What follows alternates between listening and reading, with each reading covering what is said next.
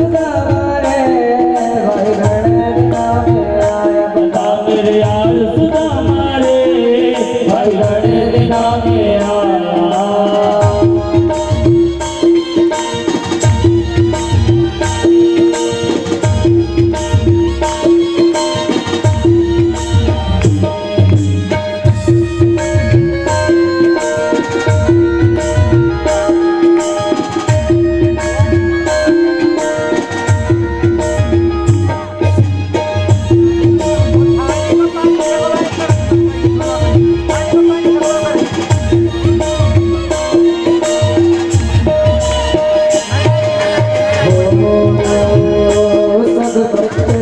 हाल सुना दे बिसराने की बात बता दे।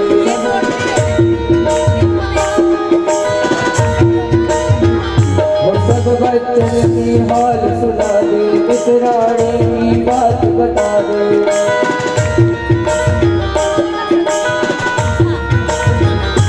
क्यों गया हाल सुदामा रे यार सुदामा रे भाई घड़े दिना में आया। यार सुदामा रे भाई घड़े दिना में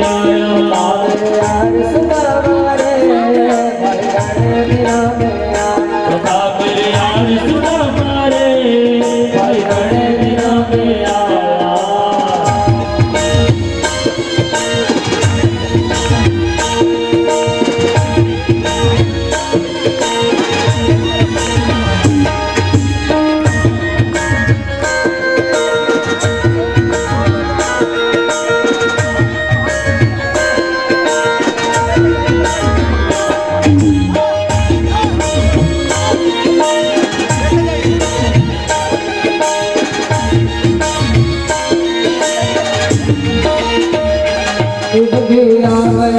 वक्त में आज बैठ जा मेरे तकत में।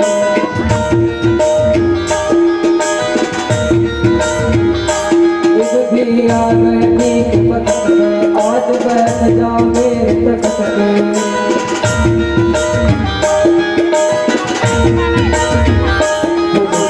यार सुदामा रे यार सुदामा सुदामा रे भाई घड़े दिना में आया। यार सुदामा रे भाई दिना में आया। बता मेरे यार सुदामा रे भाई घड़े दिना में आया।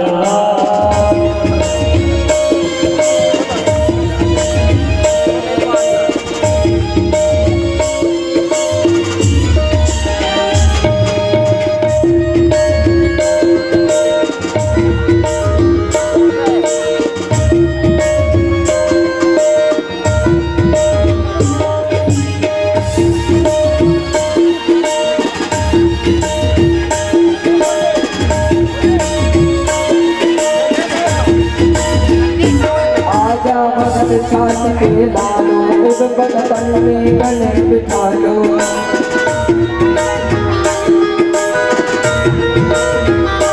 आजा भगत छाछ के लालो उस बचपन में गले बिठा लो।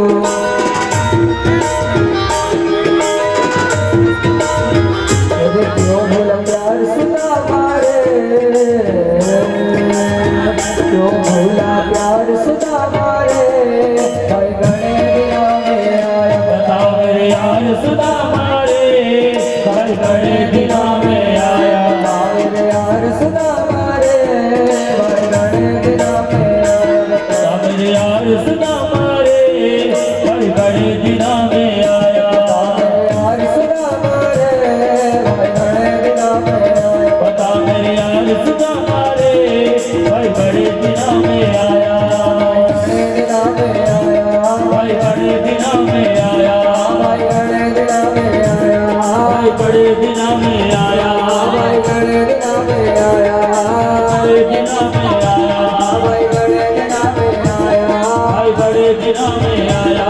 भाई घड़े दिना में आया।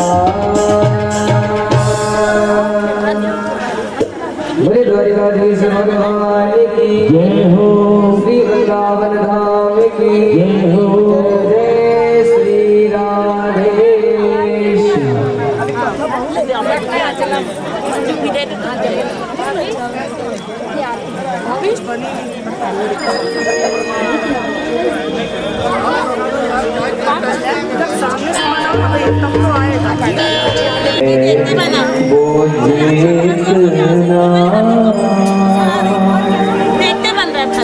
जिसे मैं उठाने के काबिल नहीं हूँ, मैं आ तो गया हूँ मगर जानता हूँ तेरे दर पे आने के काबिल नहीं हूँ।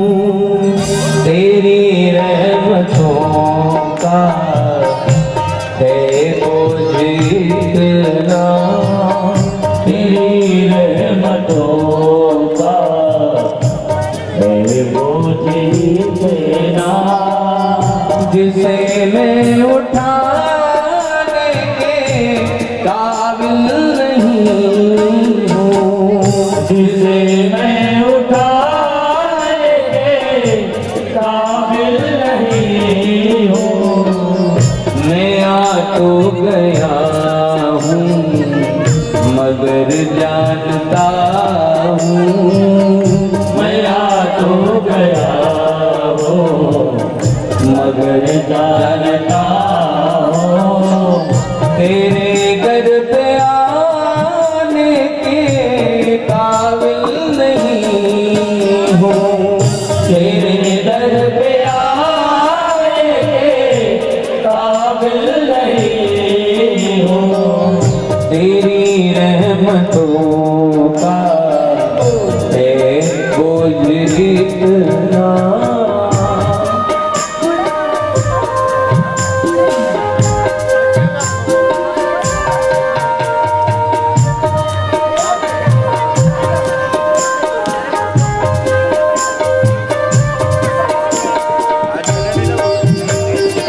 बोलिए द्वारकाधीश भगवान की जय हो।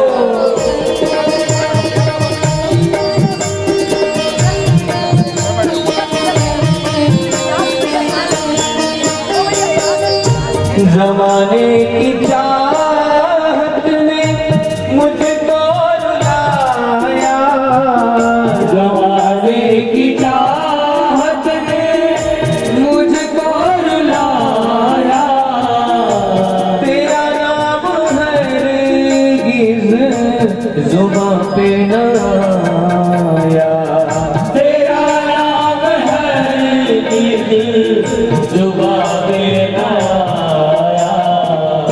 शर्मसार हूँ मैं, गुनहगार हूँ मैं, शर्मसार हूँ मैं, गुनहगार हूँ मैं। ये चेहरा दिखाने के काबिल नहीं हूँ, ये चेहरा दिखाने के काबिल नहीं हूँ।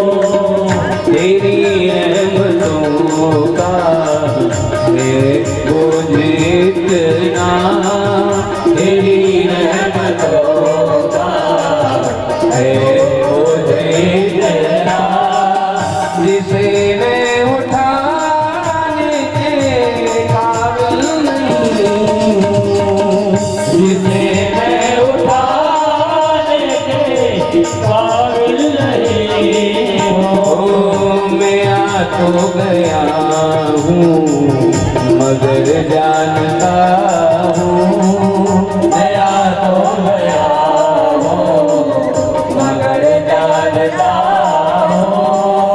तेरे दर पे आने के काबिल नहीं हूँ, तेरे दर पे आने के काबिल नहीं हूँ। तेरी रहमतों का है बोझ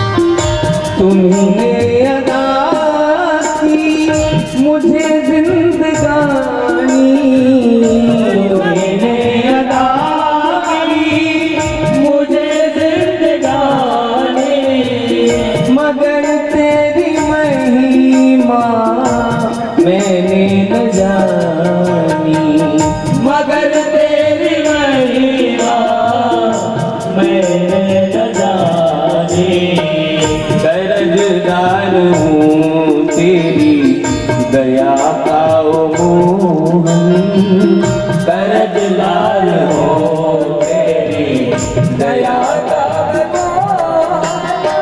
ये कर्जा चुकाने के काबिल नहीं हूँ, ये कर्जा चुकाने के काबिल नहीं हूँ। मेरा तो गया हूँ मगर जानता हूँ, मैं तो गया हूँ मगर जानता हूँ। ये कर्जा चुका नहीं हूँ, ये कर्जा चुकाने के काबिल नहीं हूँ। तमन्ना यही है कि सर को झुका लूं, तमन्ना यही है कि सर को झुका लूं। तेरा दर्श एक बार जीवन में पालूं, तेरा दर्श एक बार जीवन में पालूं। सिवा आंसुओं के है मेरे मोहन, सिवा आंसुओं के है मेरे मोहन। मैं कुछ भी चढ़ाने के काबिल नहीं हूँ, मैं कुछ भी चढ़ाने के काबिल नहीं हूँ। तेरी रहमतों का है बोझ इतना, तेरी रहमतों का है बोझ इतना। तेरे दर पे आने के काबिल, तेरे दर पे आने के काबिल नहीं हो। ये कर्जा चुकाने के काबिल नहीं हूँ, ये कर्जा चुकाने के काबिल नहीं हूँ। सिवा आंसुओं के है मेरे मोहन, सिवा तेरे मोहन। मैं कुछ भी चढ़ाने के काबिल नहीं हूँ, मैं कुछ भी चढ़ाने के काबिल नहीं हूँ। तेरी रहमतों का है बोझ इतना, तेरी रहमतों का है बोझ इतना। तेरी रहमतों का है बोझ इतना, तेरी रहमतों का है बोझ इतना। बोलिए द्वारिकाधीश भगवान की जय हो, श्री सुदामा जी महाराज की जय हो।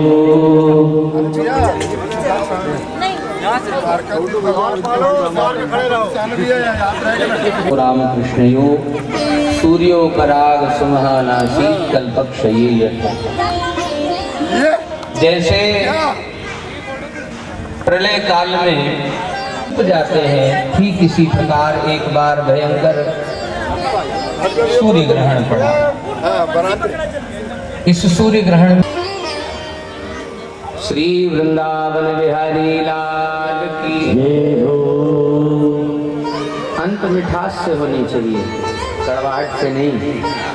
इसलिए 6 दिन निभाया है, 7वां दिन भी निभाइए और मर्यादा में रहकर निभाइए, क्योंकि ये कथा मनोरंजन की विषय वस्तु नहीं है। जिन्होंने बनाई है वो खुलेआम हम मंच से कहते हैं वे मनोरंजन करता ही होंगे, लेकिन महाराज हमारे लिए ये उपासना का ग्रंथ है। हमने उपासना की है, इसलिए हमारे लिए उपासना ठाकुर जी की है, और ठाकुर जी की मर्यादा से बड़ी किसी माई के लाल की मर्यादा नहीं, इसलिए हम उनकी मर्यादा माने और मर्यादा अनुसार बैठकर सुने, बैठकर आनंद लें। 2 क्षण हरिनाम स्मरण। श्री कृष्ण गोविंद हरे मुरारे, हे नाथ नारायण वासुदेव श्री कृष्ण गोविंद हरे मुरारे हे नाथ नारायण वासुदेवा हे नाथ नारायण वासुदेव हे नाथ नारायण वासुदेवा हे नाथ नारायण वासुदेव हे नाथ नारायण वासुदेवा हे नाथ नारायण वासुदेव हे नाथ नारायण वासुदेवा श्री कृष्ण गोविंद हरे मुरारे हे नाथ नारायण वासुदेव श्री कृष्ण गोविंद हरे मुरारे हे नाथ नारायण वासुदेवा हे नाथ नारायण वासुदेवा हे नाथ नारायण वासुदेवा हे नाथ नारायण वासुदेवा हे नाथ नारायण वासुदेवा हे नाथ नारायण वासुदेवा हे नाथ नारायण वासुदेवा। बोलिए भक्त वत्सल भगवान की जय हो। तो प्रभास क्षेत्र से लौटने के बाद माँ देवकी ने भगवान से प्रार्थना की कि हमने आपके अपौरुषीय रूप को देखा, उस रूप को जिस रूप से आप भक्तों की हर मनोकामना पूरी करते हैं। तो हे भगवान, मैं भी आपकी भक्त हूँ, मेरी भी एक भावना पूरी कीजिए। भगवान ने कहा आपको क्या चाहिए, आप तो मेरी माँ हैं, जो कहेंगे मैं प्रदान करूँगा। तो देवकी मैया ने बड़े प्यार से गोविंद से मांगा कि जिन 6 पुत्रों को कंस ने कारागार में मार डाला था, उन 6 पुत्रों को आप हमें गोद में ला करके दे दो। तब श्री भगवान ने वसु स्वरूप उन 6 पुत्रों को गोद में लाकर श्री देवकी मैया को प्रदान किया। और भगवान के इस दिव्य पराक्रम को देख करके वेद की श्रुतियों ने भगवान की स्तुति की। जय जय जय जा मजित दोष ग्रभीत गुणाम त्वमसि यदात्मना समवरोध समस्त भग अग जगदोकसा मखिल सत्यवबोधक ते क्वचिद जयात्मना नुचरतो नुचरे निगमः योऽसोत्प्रेक्षक आदिमध्य निधने यो व्यक्तजीवेश्वरो यः स्रस्वेदमनुप्रविश्य ऋषीणां चक्रे पुरः शास्तिताम् यं सम्पद्य जहात्यजामनुषये सुप्तः कुलायं यथा तं कैवल्यनिरस्तयोनिभमयं ध्यायेदजस्त्रं हरिम्। श्रुतियों ने भगवान की स्तुति करके प्रार्थना की कि प्रभु,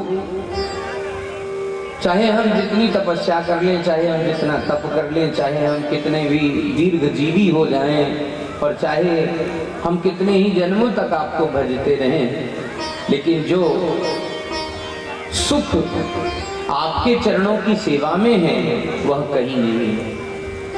इसलिए अपने श्री चरणों का प्रेम, श्री चरणों की सेवा सतत हमें भी प्रदान करते रहिए, यही हमारी प्रार्थना है। श्री भगवान ने वेद की श्रुतियों को आशीष दिया और वे स्वतः अपने मूल रूप में विराजमान हो गए। पुराणकार कहते हैं कि यहाँ से 10वां स्कंद पूर्ण होता है और एकादश स्कंद आरंभ होता है। एकादश के आरंभ में ही श्री भगवान अपने यदुकुल को श्रापित कराते हैं। एक बार दुर्वासादिक ऋषियों की मंडली आती है और उन दुर्वासादिक ऋषियों की मंडली द्वारिका में ठहरती है। संतों के बार बार आवागमन से बच्चों के अंदर श्रद्धा भी आती है और अश्रद्धा भी आती है। यदि संत बार बार आने जाने लगे ना, तो बालकों के मन में उन्हीं संतों के प्रति अश्रद्धा जन्म लेती है। ये तो बार बार आ जाते हैं, जब देखे तब आ जाते हैं। लेकिन अगर संत समय रहते पधारते हैं तो संतों के प्रति भी श्रद्धा बनी रहती है। लेकिन भगवान के स्नेह के कारण संत बार बार द्वारिका आते। एक बार जब द्वारिका आए तो नन्हे नन्हे बालकों ने संतों का उपहास उड़ाया। एक बालक को बालिका बनाया और संतों के पास ले जाके खड़ा कर दिया। प्रभु ये हमारी भाभी हैं, बताइए इनके गर्भ से पुत्र होगा या पुत्री होगी। केवल परिहास अगर उद्देश्य होता तो संत कभी श्राप नहीं देते, लेकिन परिहास के साथ साथ में अपमान मिला हुआ था, इसलिए महाराज संतों ने श्राप दिया। क्या श्राप दिया कि जनिष्यति वो मंदाह मुसलम कुलनाशनम, न पुत्र होगा न पुत्री होगी, मूषल होगा और वही तुम्हारे कुल का नाश करने वाला होगा। बालक दौड़ करके वसुदेव जी के पास आए, उग्रसेन जी के पास आए और जैसे ही कपड़ा हटाया तो कपड़े के स्थान पर वहां मूषल प्रकट हुआ। उस मूषल को एकांत में समुद्र के किनारे खूब घिसवाया गया। छोटा सा लोहे का टुकड़ा मिला, उसे उछाल दिया। संयोग से वह भी एक मछली के मुख में गया और उस मछली को कालांतर में जरा नाम के एक बहेलिये ने ग्रहण किया और एक बाण बनाया। जो मूषल घिसाया गया था वह मूषल समुद्र की तरंगों से होता हुआ प्रभास क्षेत्र पहुंच गया और प्रभास क्षेत्र में एरका नाम की घास बन करके वही मूषल प्रकट हो गया। समय बीता तो एक बार यदुवंशी पितृ तर्पण करने के लिए प्रभास क्षेत्र में गए और प्रभास क्षेत्र में श्री प्रद्युम्न जी की बारंबार मना करने पर भी उन समस्त यदुवंशियों ने आपस में एक दूसरे से बैर आरंभ किया। परिणाम स्वरूप अस्त्र शस्त्र निकाले गए, प्रद्युम्न जी का भी अंत हुआ और साथ ही जितने भी यदुवंशी योद्धा वहां उपस्थित थे वे सब आपस में उसी एरका नाम की घास को उखाड़कर एक दूसरे पर प्रहार करते हुए समाप्त हो गए। श्री भगवान जानते हैं कि अब लीला समेटने का समय है, तो उन्होंने दो का उद्धार निश्चय किया। पहला उद्धार पिता श्री वसुदेव का और दूसरे मित्र उद्धव का। पिताजी को समझाने के लिए देवर्षि नारद का आवाहन किया। नारद जी ने उन्हें नवयोगेश्वर उपाख्यान सुनाकर संतुष्ट किया, स्वस्वरूप का परिचय कराया। जहां तीन प्रमुख प्रश्न हैं। पहला प्रश्न है कि हम अपने कर्मों का समर्पण कैसे करें। तो एवं व्रतः कायेन वाचा मनसेन्द्रियैर्वा बुद्ध्यात्मना वा प्रकृति स्वभावात् करोमि यद्यत् सकलं परस्मै नारायणायेति समर्पयते। यदि हम प्रत्येक कर्म को नारायण के चरण कमलों में अर्पित करेंगे तो हमें कर्मजन्य अहंकार नहीं होगा। दूसरा, प्रेमी के लक्षण क्या हैं और प्रेम की अवस्था क्या है। आचार्य कहते हैं कि एवं व्रतः, सबसे पहले तो संकल्प लेना चाहिए। स्वप्रिय नाम कीर्त्या, हम जिस नाम से प्रेम करते हैं उस नाम का संकल्प लेना चाहिए। जाता अनुरागः, जब नाम जपेंगे तो अनुराग जागृत होगा। अनुराग जागेगा तो हमारी चित्त की अवस्था ऊंची होगी। हसत्य तो रोदति रोति गाय युन्मादवो नृत्यति लोक बाह्य।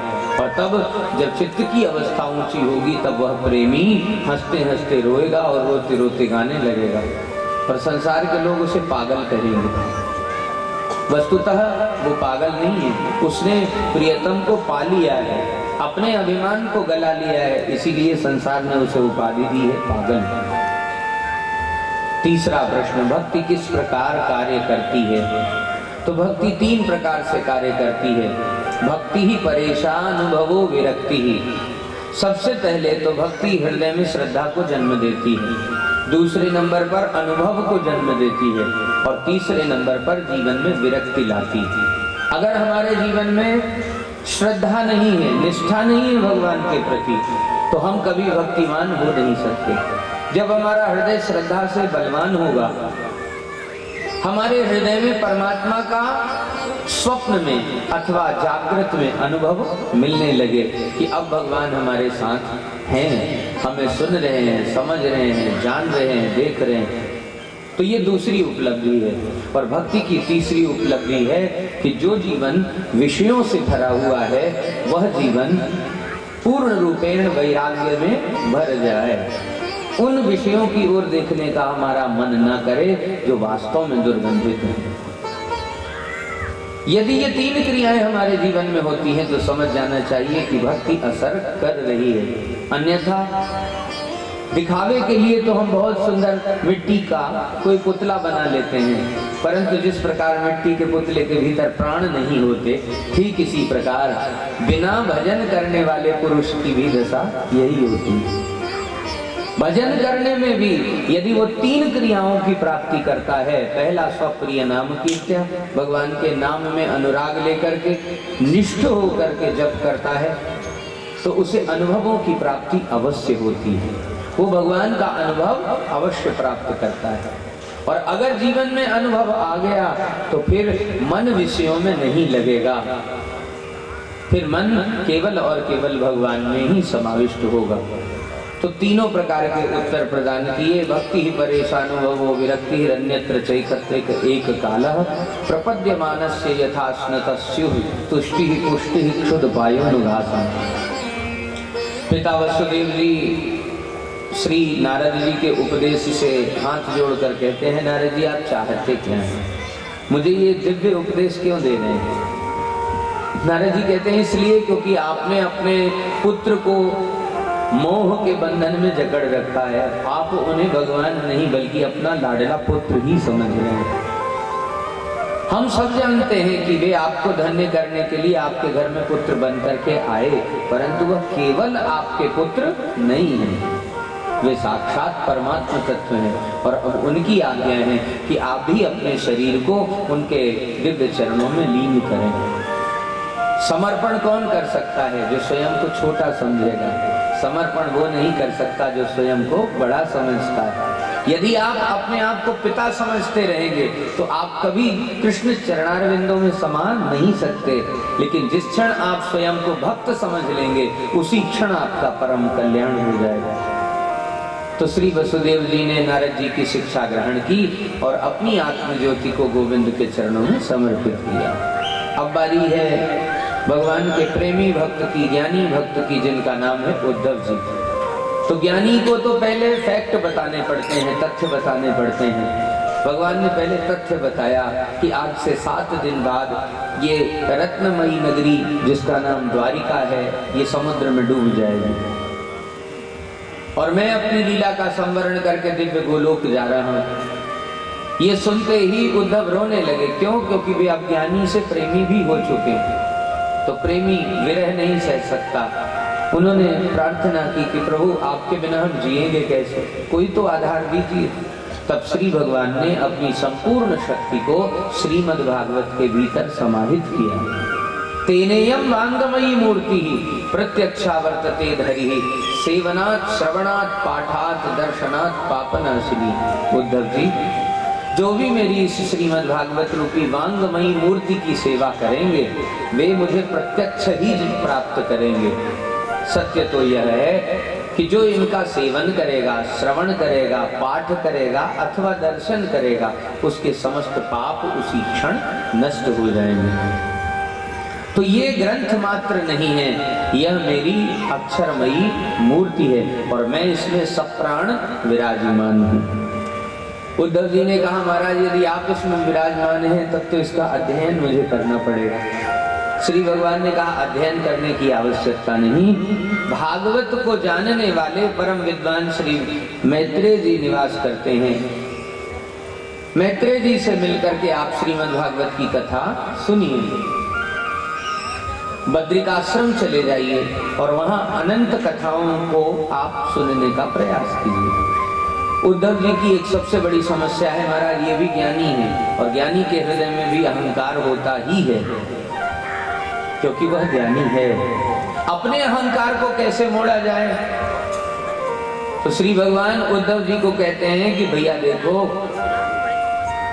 तुम्हें सुनाने लायक इस सृष्टि में कोई है नहीं,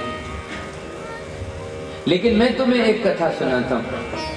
कथा है यदु और दत्तात्रेय जी की। यदु जी एक बार घोड़े में बैठ करके जा रहे थे और दत्तात्रेय जी बढ़िया बरगद के पेड़ के नीचे पैर पर पैर लाद करके सो रहे थे। यदु जी ने देखा कि चक्रवर्ती सम्राट मैं हूँ, सारे सुख, सारे भोग, सारे विलास, सारे पदार्थ मेरे अधीन हैं।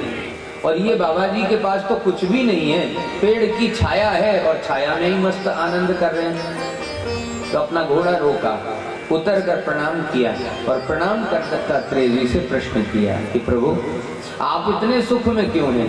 राजा मैं हूँ, मुझे सुखी होना चाहिए, पर सुखी आप। दत्तात्रेय जी ने कहा सुख राजा और रंक नहीं देखता, साधु और सामान्य व्यक्ति नहीं देखता। सच तो यह है राजन, जो विनम्र होता है सुख उसी के पास होता है, जो विवेकी होता है सुख उसी के पास होता है। कब क्या करना चाहिए, कब क्या नहीं करना चाहिए, इसका विवेक होना चाहिए। और इसका विवेक तब होगा जब हम गुरु का वर्ण करेंगे। प्रायः लोग एक दो गुरु बना करके स्वयं को पूर्ण मानते हैं, जबकि संपूर्ण प्रकृति हमारी गुरु है। हमने बुद्धि के द्वारा राजन 24 गुरु बनाए हैं। भूमि को भी गुरु बनाया है, जल को भी गुरु बनाया है, अग्नि को गुरु बनाया है, आकाश को गुरु बनाया है, तेज को गुरु बनाया है, कबूतर पक्षी को गुरु बनाया है, अजगर को गुरु बनाया है, कुरर पक्षी को गुरु बनाया है, भंवरे को गुरु बनाया है। क्यों? क्योंकि इनमें एक एक गुण निवास करते हैं। भंवरा सारग्राही होता है, कभी भी असार वस्तु ग्रहण नहीं करता। कुमारी कन्या के कंगन को भी गुरु बनाया है।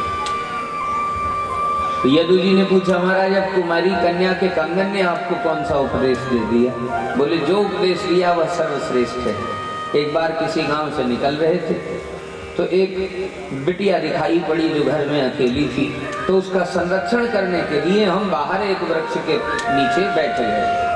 कुछ देर बाद उस बिटिया को देखने वाले उसके ससुराल पक्ष से कुछ लोग आ गए। उस समय उसके माता पिता घर में नहीं थे।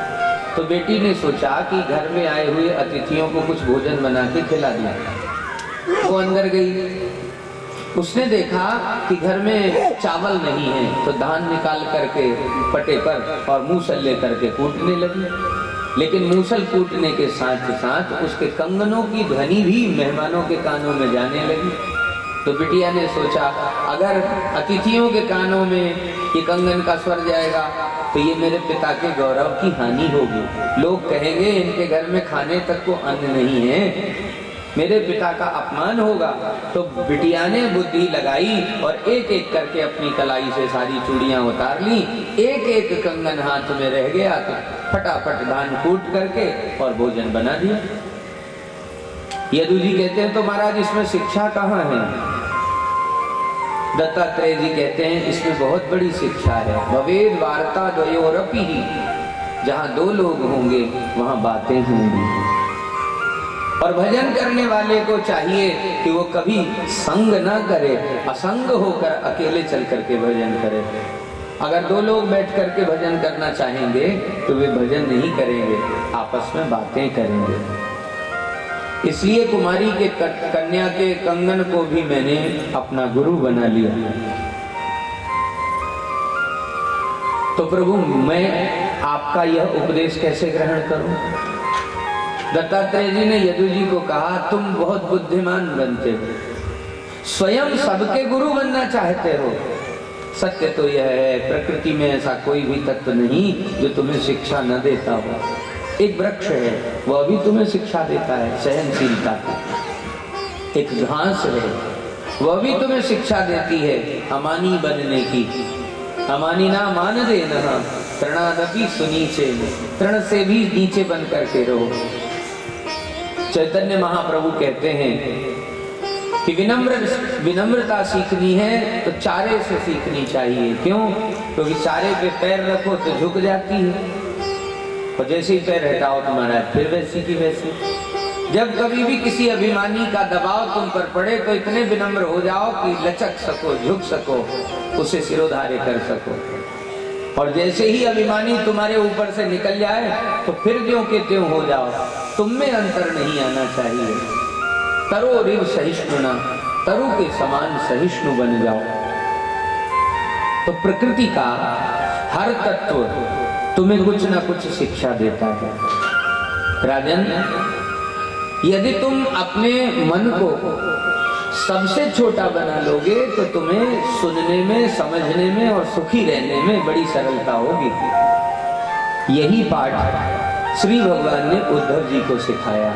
उद्धव जी, माना कि आप बहुत अच्छे ज्ञानी हैं, आप प्रेमी भी बहुत अच्छे हैं, लेकिन इस संसार में जहां भी मेरी कथा होती है, कथा करने वाला अल्पमति वाला ही क्यों न हो, लेकिन कथा की मर्यादा है कि आप जैसे विशिष्ट विद्वान वहां बैठ करके नियमित रूप से कथा का आस्वादन करेंगे तो कथा करने वाले की भी बुद्धि का स्तर बृहद होता जाएगा। आप श्रीमद् भागवत की कथा में मैं प्रमाण पूर्वक यह बात कह रहा हूं कि जिस समय श्रीमद् भागवत की कथा आरंभ होती है और जितनी देर तक आरती नहीं होती उतनी देर तक सनकादिक देवर्षि नारद जी, श्री हनुमंत लाल जी और 60,000 बाल खिल्य ऋषि, जिनकी अंगूठे के पोर के बराबर ऊंचाई है, इतने महापुरुष श्रीमद् भागवत की कथा आरंभ होते ही कथा की प्रतीक्षा करते हैं। और इतने महापुरुषों के बीच बैठ करके हम न्याय पूर्वक कथा सुनते हैं। पहले वो कथा सुन रहे हैं, उनके पीछे हम कथा सुन रहे हैं। उद्धव जी, अगर इस भावना से आप कथा सुनेंगे तो कथा का रस आपको प्राप्त होगा, कथा का भाव आपको प्राप्त होगा।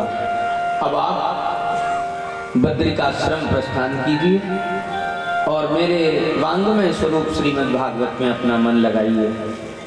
तो श्री उद्धव जी ने भगवान के चरणों को प्रणाम किया और बद्रिकाश्रम की ओर गमन किया। इधर भगवान ने अपनी माया को संवरित किया। जरा नाम के बहेलिये ने चरण में बाण मार करके श्री भगवान का भी वह प्रकल्प पूरा किया जो संकल्प भगवान स्वयं अपने चरणों में लेकर के आए थे। अर्जुन ने यह समाचार श्री युधिष्ठिर को सुनाया और युधिष्ठिर ने, हे राजराजेंद्र परीक्षित, आपको राजगद्दी में बिठाया, आपका राज तिलक किया और स्वयं पांचों भाइयों ने स्वर्गारोहण किया।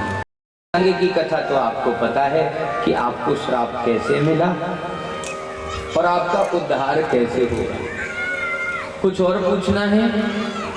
श्री परीक्षित जी ने हाथ जोड़ करके निवेदन किया कि प्रभु अब मुझे कुछ भी नहीं पूछना, मेरे सारे संशय जा चुके हैं, श्री चरणों में भक्ति जागृत हो गई है, अब मैं आपके चरणों का पूजन करना चाहता हूँ।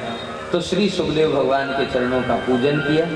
पूजन करते ही श्री सुखदेव भगवान विदा हो गए। अब कथा सूत और सौनक आदि ऋषिगणों के संवाद में स्थिर हो गई। तो श्री सूत जी महाराज सौनक आदि ऋषिगणों को कथा सुनाते हुए कहते हैं, राजन, तब श्राप के अधीन होकर के तक्षक नामक सर्प 7वें दिन आया और वह राजा परीक्षित को अपनी अग्नि से भस्म करे, इसके पूर्व राजा ने अपने मन को, अपने चित्त को, अपने प्राण को गोविंद के चरणों में सौंप दिया। तक्षक नामक सर्प ने तो केवल राजा की पार्थिव देह को जलाया। दशंकम तक्षकम पादम लेलिहानम विषाननैः न द्रक्षयसि शारीरम आत्मा मानस एवं।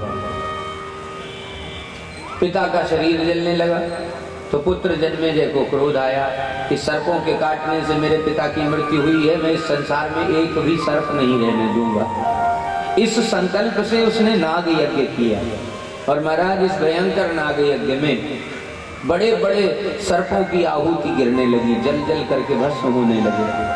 तब आस्तिक नामक महामुनि प्रकट हुए और उन्होंने जन्मेजय को बोध कराया कि सर्प अमृत के पोषक हैं, प्रकृति के संरक्षक हैं, इसलिए आप नाग यज्ञ करके प्रकृति का विरोध न करें। और मैं आश्वासन देता हूँ, आपको सत्य दिखाता हूँ, तनिक शीश उठाकर देखिए, आपके पिताजी भगवान के विमान में बैठ करके दिव्य धाम की यात्रा कर रहे हैं। तो जब जन्मेजय ने देख लिया कि मेरे पिताजी दिव्य धाम जा रहे हैं, तो उसी क्षण नाग यज्ञ बंद किया और एक मर्यादा की कि यदि किसी भी नाग जाति के सामने आस्तिक महामुनि का नाम लिया जाएगा तो सर्प उस व्यक्ति को बाधा उत्पन्न नहीं करेगा।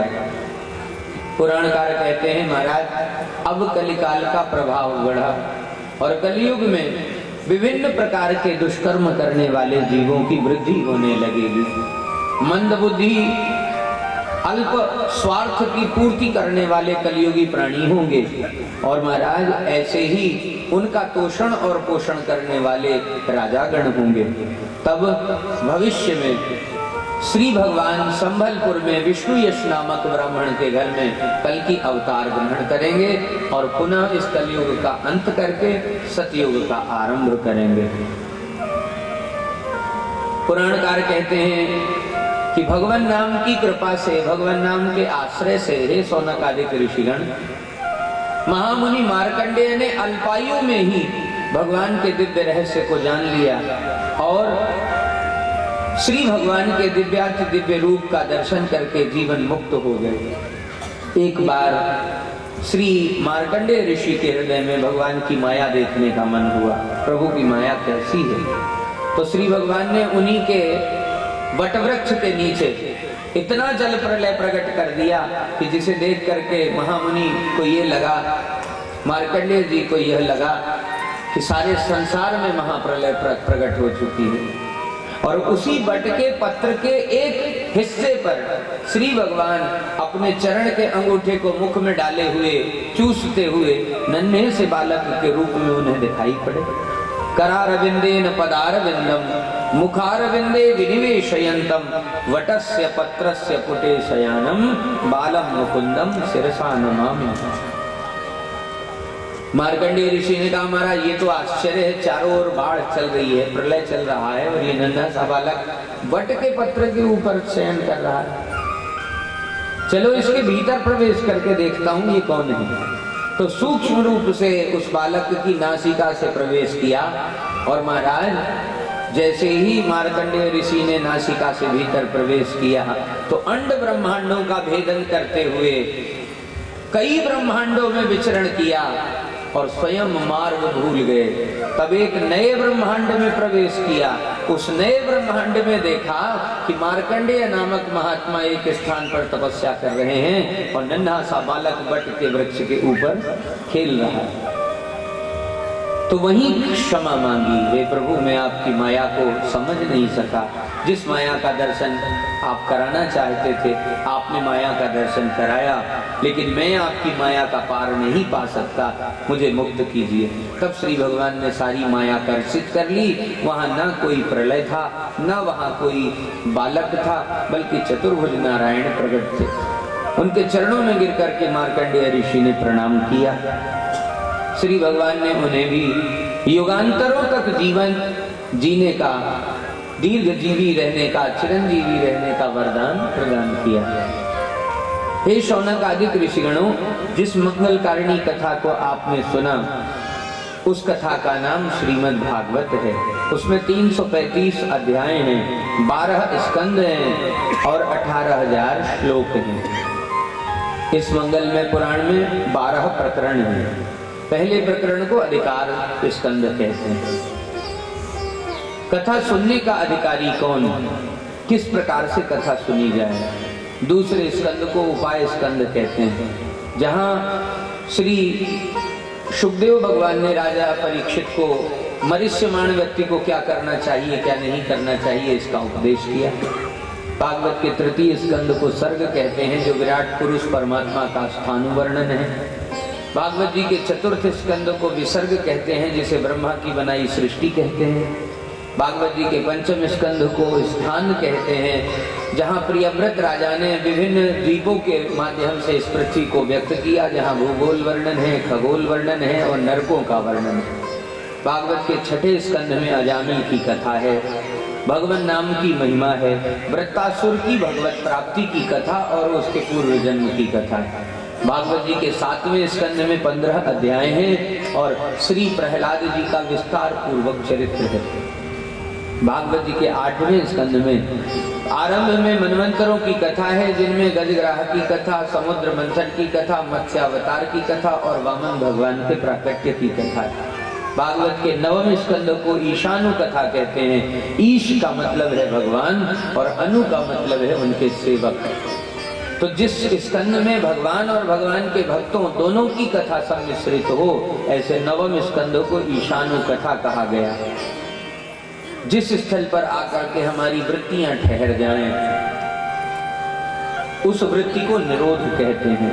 महाराज श्रीमद् भागवत के 10वें स्कंध को निरोध कहा गया, जहाँ पहुँच करके श्री कृष्ण की बाल लीलाओं में, किशोर लीलाओं में, युवा लीलाओं में, राजलीलाओं में और रण लीलाओं में हमारा मन ठहर जाता है, ऐसे परम पवित्र प्रकरण को आचार्य चरण निरोध कहते हैं।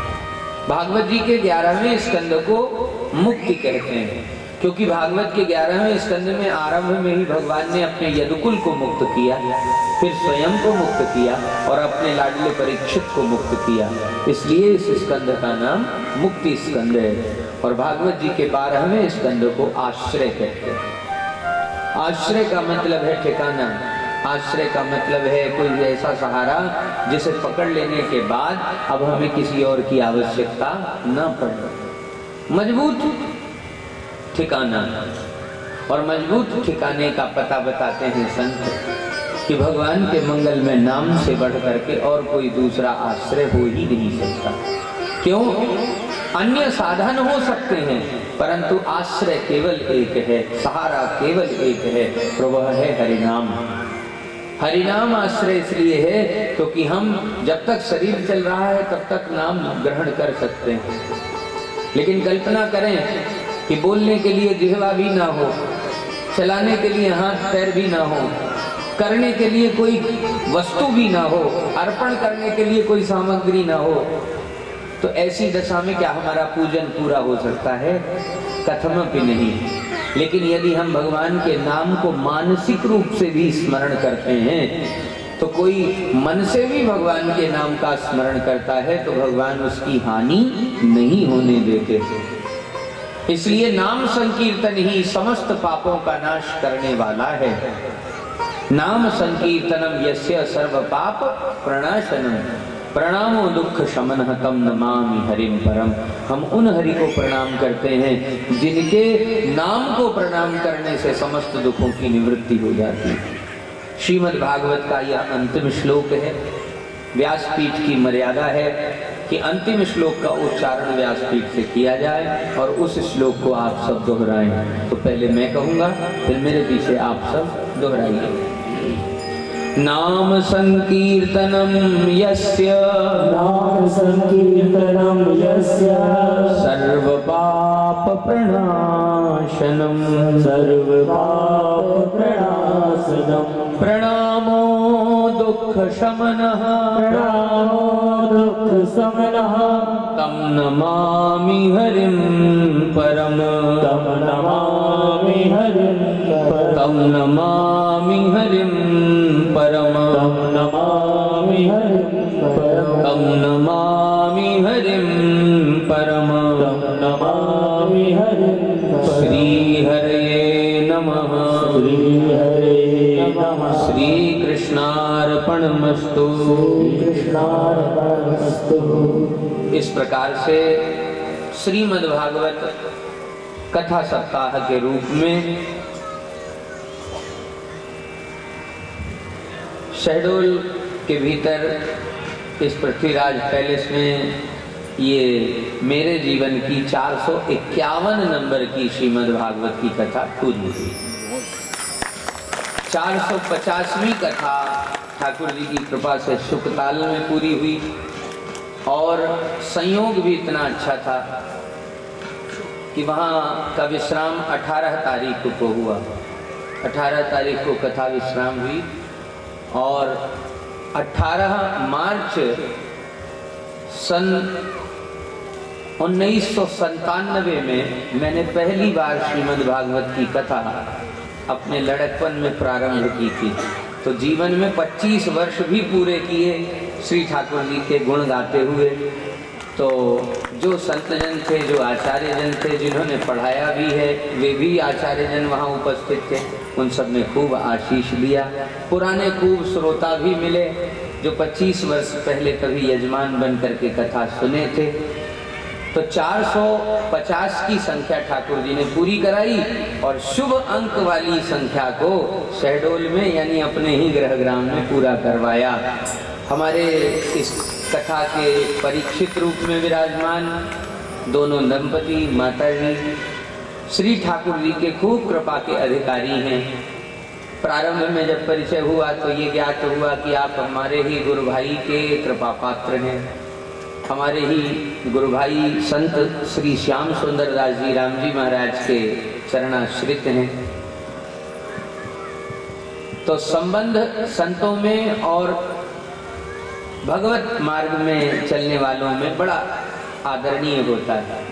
तो हम लोग आपस में एक दूसरे के शिष्यों को भतीजा ही कह करके संबोधित करते हैं। क्यों? हम दोनों हो गए भाई भाई और भाई का बेटा भतीजा।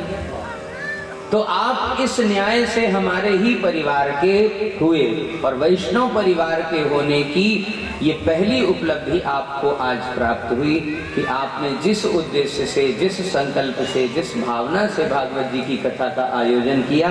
मैं प्रार्थना करता हूँ युगल सरकार से कि युगल सरकार अपनी कृपा से आपके वे सारे मनोरथ पूर्ण करें। और जिन लोगों ने दूसरे नंबर पर संदीप भैया, इन्होंने खूब परिश्रम किया, खूब भाग दौड़ की, खूब नंबर निकाला।